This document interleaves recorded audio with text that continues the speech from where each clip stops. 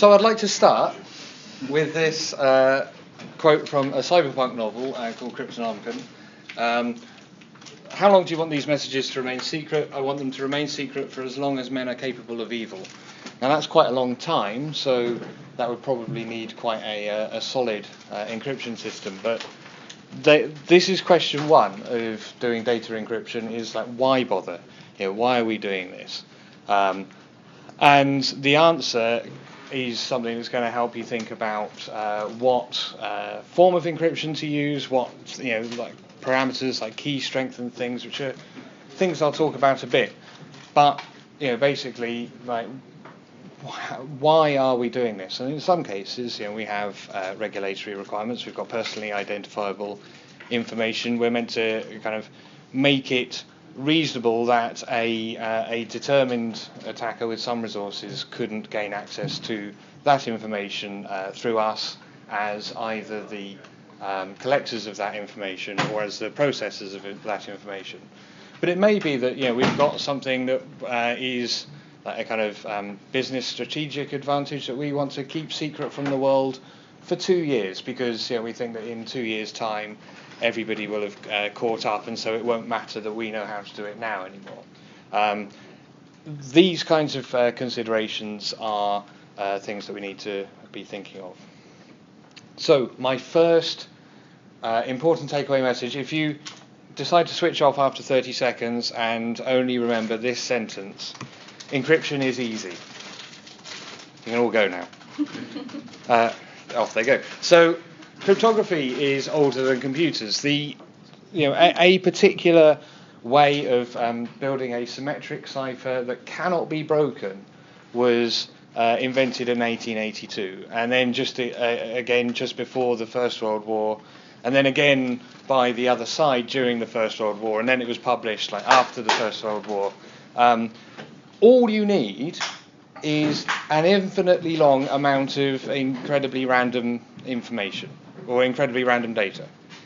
If you've got an infinite amount of stuff that is definitely random, then you can do the best encryption ever using a pen and paper in 1882. You don't need computers for this. But let's build up. Let's try and get to infinity from zero, because that's where we're starting now. And that was done a couple of thousand years ago by this guy. Those of you who don't recognise his photo, this is Julius Caesar, my bud Jules, and he approximated this infinite stream. This is the infinite stream of random data that you need, by the way, is called the key. The insight is, if you have a message that is some information that you want to transmit securely from one person to another, and they both have exactly the same infinite random data, and nobody else has that infinite random data, then you can make the message look like infinite random data, and then the other person who has the same key can reconstruct the original message. And the operation to do that is adding two numbers together. It's not hard. That's what I mean by encryption is easy. All we need to do is add two numbers together. So Julius Caesar said, well, if I need an infinite string of numbers as my source material, why don't I just use the same number infinity times? Problem solved, right? So we'll take each letter, we'll add to it. So we'll take the numeric representation of that letter, we'll add to it a number, in this case 13, and we get another number out. We'll turn that back into a letter. Job's good. So A, for example, is the first letter of the alphabet. We'll call that 1. 1 plus 13 is 14. N is the 14th letter of the alphabet. Therefore, what I write down is N. And now, this message is unreadable.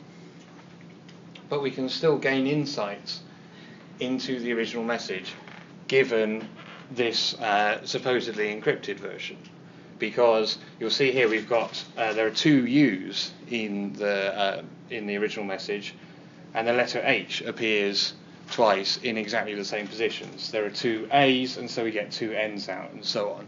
If you had enough text and you knew what language the text was in, then you could say, well, I know that in English E is the most common letter of the alphabet. So whatever is the most frequent letter here I will assume is an E. And then I'll see what happens if I decrypt the message based on that letter being E, and if it looks like it is English, then job's good. So we have successfully hidden this message, which is all cryptography means. Crypt is just Greek for hiding. But we can easily recover it without having to have been given the key. I don't have to be told by Julius Caesar the secret you need is number 13 in order to work out what the message was. So we want to kind of create a longer cycle than one. We want to get as close to infinite as we can. And even by World War II, people were doing this just with a pad of paper. This is why these ciphers are sometimes called one-time pads. You have a pad of paper that just has a long list of numbers on it. You take maybe today's page is page 23. Somebody else takes page 23 of their pad. You use the list of random numbers that's on there and combine that with your message. That's still quite awkward. You've got to get these pads of paper out to people. They've got to use the same page. If someone's pad is compromised, then everyone has to stop using that pad of key messages, and you then have to get a new pad of paper out to everybody. So maybe something that's infinite enough is something that can take a small number of inputs and generate what looks like a large number of random letters, by which I mean a sequence that takes a long time to start repeating itself. Now, this thing is a commercial encryption system. I think was it a Swiss person who invented this? It was Swiss. Tom's nodding, that means it's true. It's called Enigma, and the key feature, this is your stock commercial style Enigma that you can just buy off the shelf if it's like 1927. And it's got these three wheels here. This collection of things here doesn't change the length of the key stream. It just remaps some letters from one value to another. What happens on this device is you press the letter A, for example, and another one of the letters lights up. You write that letter down. And then you press the letter R, and a different letter lights up. Then you press E, and you've got the word R, spelled A-R-E, and you've got three letters that you were given by the machine. Every time you press one of those letters, the electrical signal caused by switching that switch on goes through these three wheels, is deterministically, it's not random at this point. We know exactly what's going on. There's a bunch of wires fed from one side to the other, bounces off this reflector dish here, goes back through, and comes out to light up one of these lights. So the wheels have the letters A through to Z on them. Actually, these ones have the numbers 1 through to 26 on them, but it would be the letters A through to Z. Which means 26 times 26 times 26 different ways that I can put the wheels in before I start typing. Actually, for operational reasons, you can only put that one in 25 different ways. Bit weird. But there are 26 times 25 times 26, which means there is about 19,000 different combinations that it can go through. When you press one of the lights, it also cycles this rightmost wheel on, so that you're not just using the same number. You're not using the number 13 over and over again. You're moving on to the next position on the sequence. And when the wheels go round, they have little metal kind of tongues on them that push the next wheel round once it's gone a certain distance. Which means that the whole message, the whole key stream, probably repeats after about 19,000 letters. So as long as your message is less than 19,000 letters, as long as you're writing a few pages of text, this thing will give you a key stream that's longer than your message, which means that you can't do any of that statistical analysis on the message, unless some fool of a weather forecaster sends the message, gets it a bit wrong towards the end, puts everything back where it was, and then sends the same message again, but with the correction in it. because now we've got two copies of the message that were both started in exactly the same way and diverge at a point. And we can see that divergence and see that this is where these two messages are different. So if I subtract the first encrypted message from the second encrypted message, what I actually get, for reasons that are maths, is the difference between the two plain text messages. Or if some idiot of a radio operator somewhere always starts his message with the word Heil Hitler, you can always look for the phrase Heil Hitler at the beginning of your message, and then that tells you how to get the rest of the content out. In this system, how do they have to share the key, right? So how do they agree on what was the actual key that they shared? What they shared was the initial positions of the three wheels. 3 numbers. Yeah, so you might say on October the 1st, set this to A, this to K, and this to J. So and you still have then a pad, you have, but it's like much shorter. Yeah, and you can use, perhaps you've got another less good system over which you can send those 3 letters, which is an easier thing to do. So some of the as long as the algorithm is secret, turning the 3 into the keys. Yeah, and so another way that Enigma messages would be broken is that sometimes an operator would send the 3 letters in clear text before sending the encrypted message, because they weren't quite trained well enough on how to use the system. And then once the Enigma algorithm was known, then those 3 letters were enough to then get the key. Yeah, so, and the Enigma algorithm was known by the Allies before the outbreak of the war, because some Polish mathematicians reverse engineered this system. And that is a principle of cryptography that, again, predates the computer. So 19th century, a guy called Kirchhoff came up with Kirchhoff's principle, which is that your crypto system needs to still work if somebody else knows how to operate it. So what is random enough? So we said like just picking a number 13 and then using that is not good enough. A random stream of numbers could be, for example, the ordering of the set of cards in a playing card deck. This deck does have jokers in them. You can't see them here. So there are 54 cards in this deck. But let's imagine we had a 52 card deck. That were the number of different ways you can order the cards in that deck. This is a mind-blowing fact, regardless of cryptography, right? Is 52 times 51 times 50 times 49, etc. Because I can pick any of the cards first, then any of the remaining cards second, and so on. What's the approximate value of that? Come on. 25. I can't do. It's a bit higher than 25.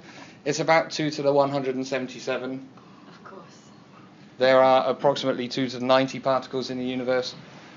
What this means, this is the mind-blowing fact, is that if you shuffle a deck of cards well, which is actually quite hard to do because they normally come out of the box in the right order, but if you shuffle a deck of cards well, probably no one else in the history of humanity has ever had a deck of cards that is in the order that your deck of cards is now.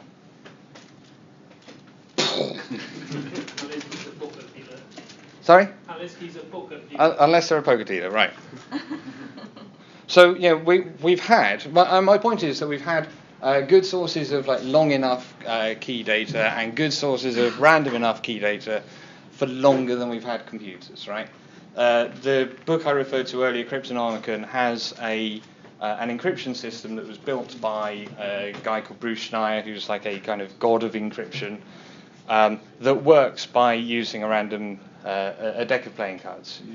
2 people have the cards shuffled in the same order. That's how you get your key to the sender and the recipient. And then there is a little routine you go through where you move the jokers around and then count down a number of cards, pick a card out, use its number, and add that to the letter that you're looking at. Again, all we're doing is adding a number to a letter. It's not difficult. I hope the kids don't drop this deck of cards. Yeah.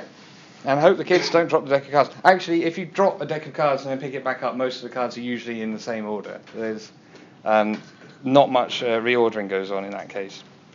So, did you just say that confidently, or is that something you actually know? It's something I actually know because I researched. This system that's based on the cards is called Pontifex in the book, and it's called Solitaire when you're not reading the book. And that is one of the facts about Solitaire. Don't just throw it at the floor, pick it up again. And you also have to be able to explain to to a law enforcement officer or something why you have jokers randomly shuffled into your deck of cards, because most card games don't use the jokers. So it's not necessarily a great system to use. Then computers came along and messed everything up. So I was saying we need a really long amount of key data, and we need it to be really random. And so we've used AES, which has a key that is 16 characters long, or approximately 5.5 pile of poo emojis, if you count, if you communicate in emojis, because it takes more than 1 byte to encode an emoji for random factness. So, if I take 2 very short messages, the message "I'm never going to give you up" and the message "I'm never going to let you down," and thank you, and I encipher these using AES with the same key, I actually get the same ciphertext out for the first block.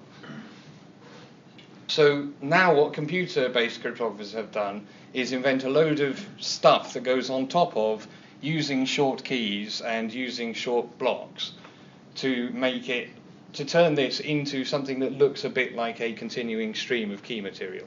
And so this is why you hear of the phrase mode of operation. What I've done here is use a mode that's called electronic codebook mode, which basically means when you see that number, you use that number here, which is exactly what you'd do if you were a kid and you had your little secret spy book, and you had the alphabet written out and then your cipher alphabet written underneath, and you go, so what do I write for T, what do I write for H, what do I write for E? That's basically what we're doing, but we're doing it for blocks of 16 letters at a time. Now then there are other modes of operations which basically involve taking some other information and combining it with the thing that you're encrypting, or with the thing that you have encrypted before you write it out.